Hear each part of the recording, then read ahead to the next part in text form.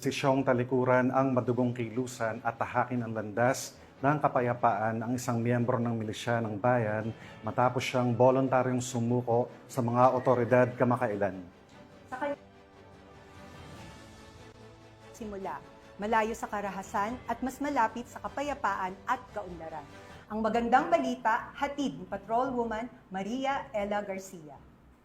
Nagbalik loob sa pamahalaan ng isang 53 anyos na miyembro ng milisya ng bayan sa Pinukpok, Kalinga. Nito lamang Hulyo 7 taong kasalukuyan. Batay sa ulat ng Kalinga PPO, isinuko ng dating rebelde ang isang Garand rifle na may serial number, 2 clips ng Garand rifle at 16 na live ammunition ng caliber 30. Ang pagsuko ay sinagawa sa tulong ng mga operatiba na pinangunahan ng Pinukpok MPS 103rd Infantry Battalion ng Philippine Army. Katuwa ang Provincial Intelligence Team ng Kalinga ng Regional Intelligence Unit 14, 153rd Maneuver Company ng Regional Mobile Force Battalion 15, Kalinga Police Provincial Office. Ang dating rebelde at ang mga isinukong armas ay kasalukuyan nang nasa kustodiya ng 103rd Infantry Battalion Philippine Army para sa debriefing at kaukulang proseso. Patuloy naman ang panawagan ni Police Colonel Mangili sa mga natitira pang miyembro ng komunistang teroristang grupo at NPA na magbalik loob sa pamahalaan at yakapin ang mga programa ng gobyerno na nagsusulong ng kapayapaan at kaligtasan sa bawat mamamayan. Mula dito sa Baguio City,